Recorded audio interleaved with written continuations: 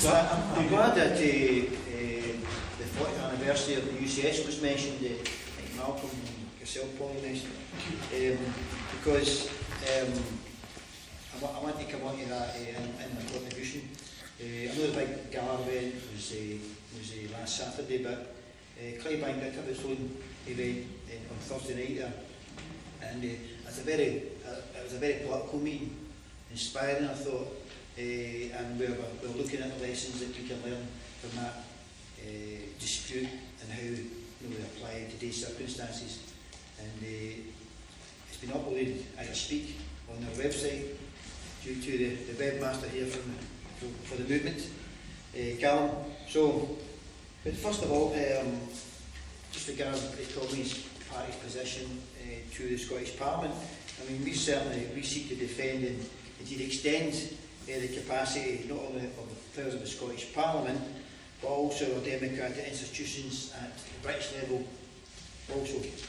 So this entails defending the democracy of our parliaments against the European Union, and I'm glad that Neil brought that in, and seeking to recover powers already lost to the EU as they seek to deny us the ability to have any control over capital. Communists argue that it's essential that the Scottish Parliament has full economic, legislative and financial powers to protect and develop the interests of the people. Such powers and resources are necessary to enable our Parliament to intervene decisively in the economy, to exercise control over market forces and the power of transnationals, intervene against the interests of monopoly capitalism, industrially, by taking over companies that shut down their plants and that we use the public sector to maximise our potential. But if our Scottish Parliament is to secure that capacity, then defence and democracy at a British level is essential, we believe. We need to recognise the common interests of the working class across England, Scotland and Wales, and the leading role in this fight has to be taken up by the organised working class, the labour and the trade union movement, who need to win and champion the aspirations of our class throughout these islands. In the rights we achieve, we're not gifted by the capitalists. I think everybody in this room knows that, or should know that. Any democratic, economic or social advance has been fought for, gained in periods of high class struggle, where workers were organised and conducting extra parliamentary action, reaching a level that forced concessions from big business and its representatives in Parliament. Sometimes governments they left rights off the importance of parliamentary struggle. If voting changed anything, we would abolish it. We've all heard that sort of sentiment. However, we should not forget how difficult a struggle it was to win working people to vote. Certainly our ruling elite knew of the dangers to their privileged position that such a parliament would pose if it was compelled to implement policy demanded by working class pressure outside the elected chamber, and they used all the available powers of the state to counter that threat. Thatcher, like her predecessors, was aware of such dangers and proceeded with many years of social engineering, such as the abolition of awkward local authority bodies such as Strathclyde Regional Council, which maybe in retrospect wasn't so bad as we thought at the time. The sale of council housing was another attempt at meeting a collective ideology and the rise of business-led quangos replacing democratically elected bodies. More recently, the setting up of CHCPs, community health and care partnerships, again with the loss of democratic accountability.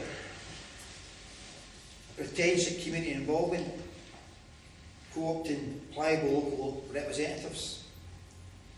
The development of CPPs, community planning partnerships, with the decision-making process buried and hidden from workers, the community, and also the bulk of elected members, with important decisions taken by a token elected member surrounded by and advised by highly paid officials to make the correct decision.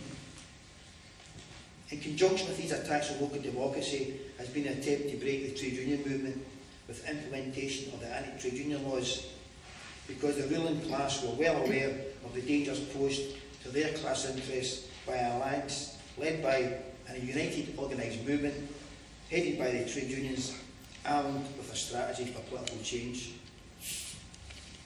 On the international front, through the EU, the ruling class have sought the removal of all obstacles to the free movement of capital, goods and labour, opening up our public services to privatisation by the transnational corporations with the aim of reversing concessions they've been forced to make in the post-war period.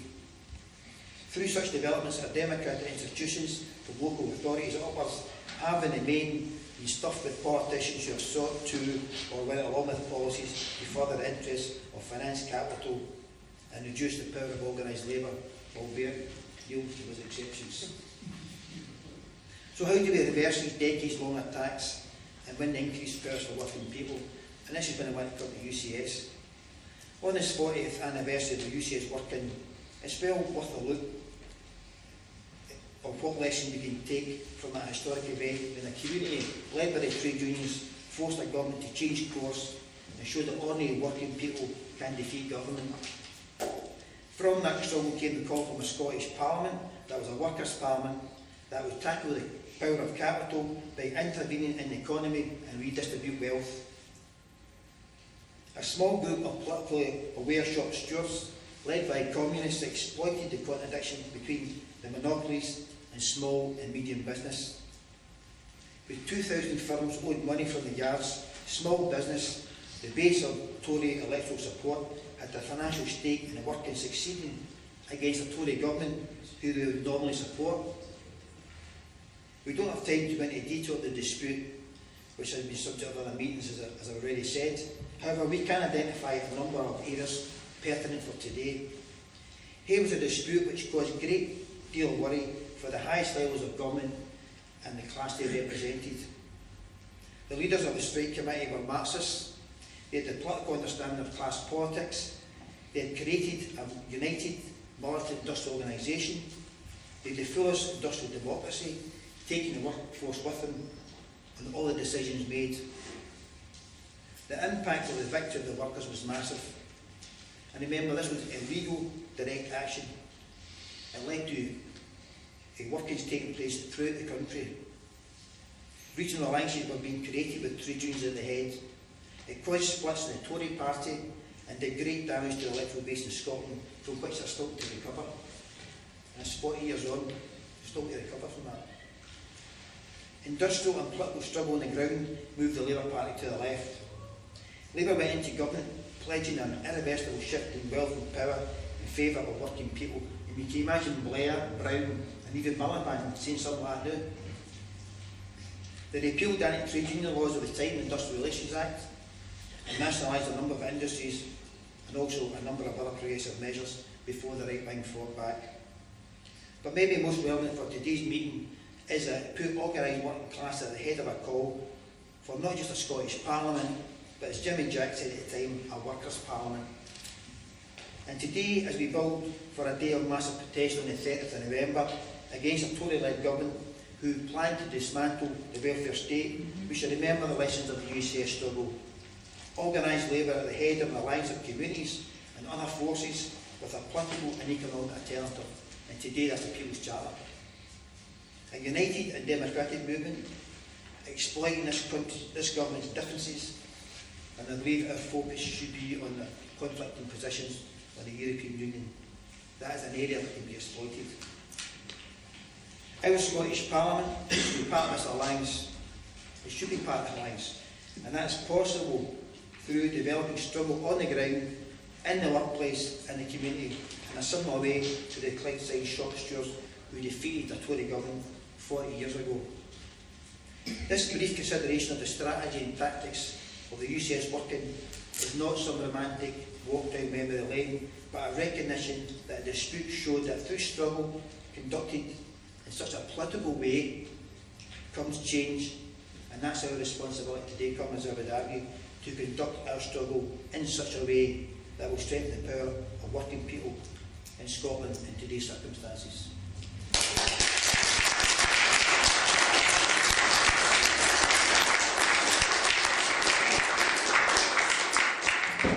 Thanks, Tommy. That was made the most vital point that we mustn't forget at the end of this meeting, that it requires action to follow. It doesn't end as the meeting ends.